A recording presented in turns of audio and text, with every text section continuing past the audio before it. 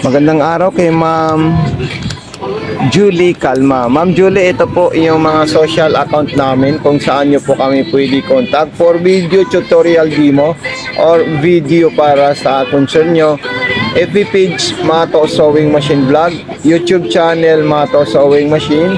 Paki-subscribe din po ma'am, at ito po yung TikTok natin ma'am.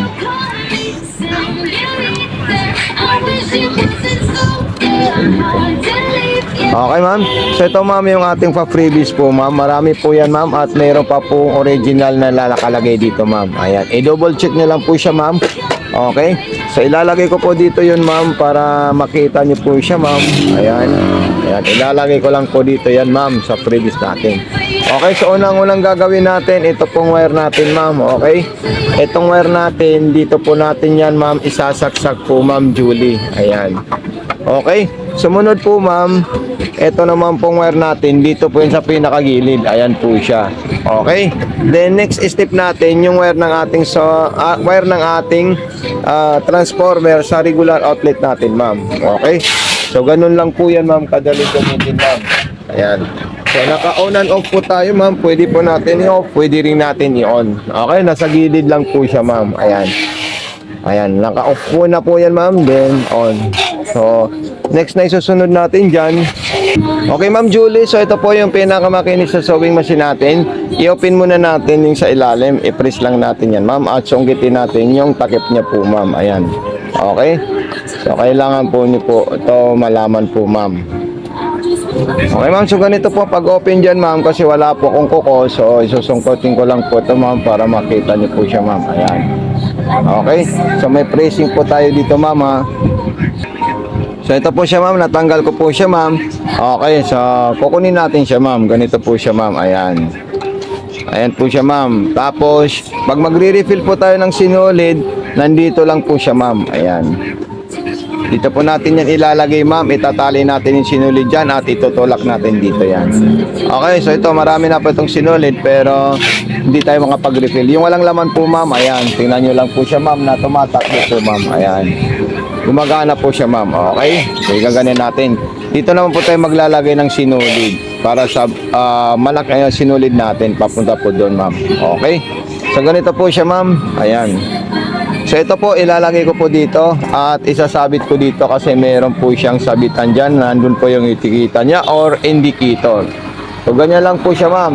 Then maglalagay po tayo ng sinulid sa likod. Okay? Okay ma'am, so nandito po yung lagay natin sa likod ma'am ng sinulid. Ayan. Nakikita niyo po sa personal po siya ma'am. Okay? So ayan. So kukunin ko lang po yung ulo ng sinulid natin ma'am para makita niyo po siya ma'am. Ayan.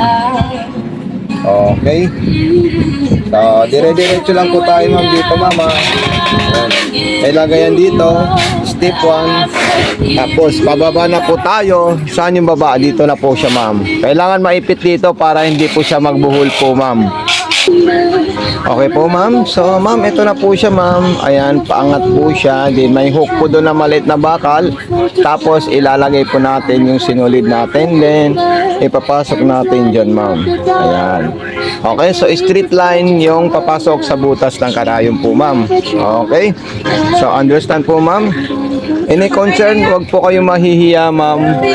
Wag po kayo mahihiya ma'am, mag-message sa amin sa Facebook page sa Mato Sewing Machine Vlog. Okay?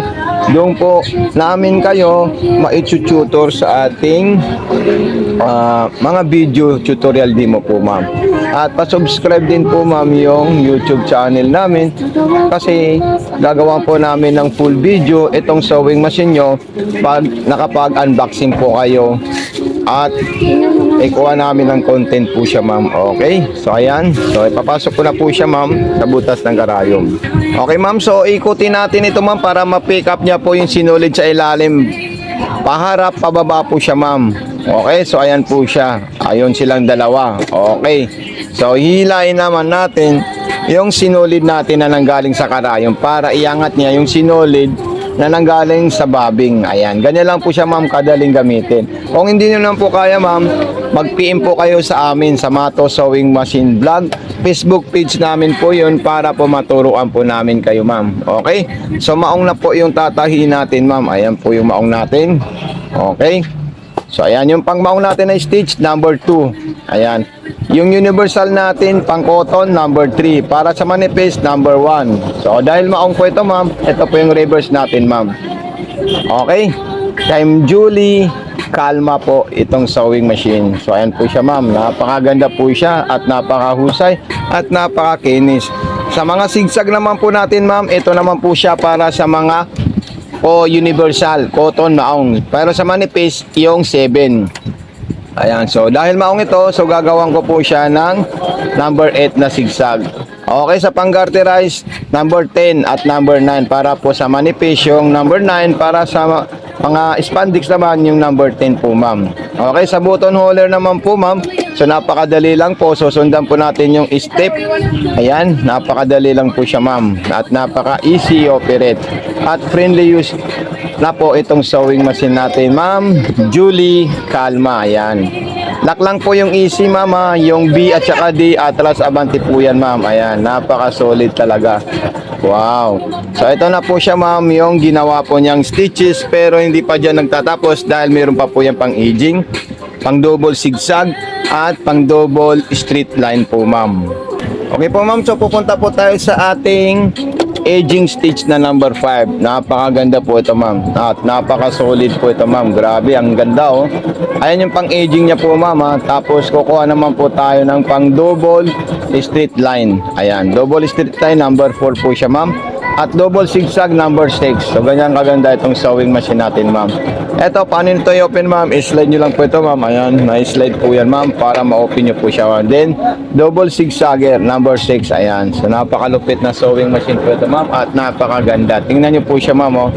Ayan, so tapos na po yung ating stitches design. So ipapakita natin kay Ma'am Julie Calma itong ginawa po niyang design. So ang ganda po ng pang-aging niya ma'am. Ayan, solid talaga. Pa-unbox ito ma'am ha, habang naka-sealed na ino-open nyo po siya ma'am.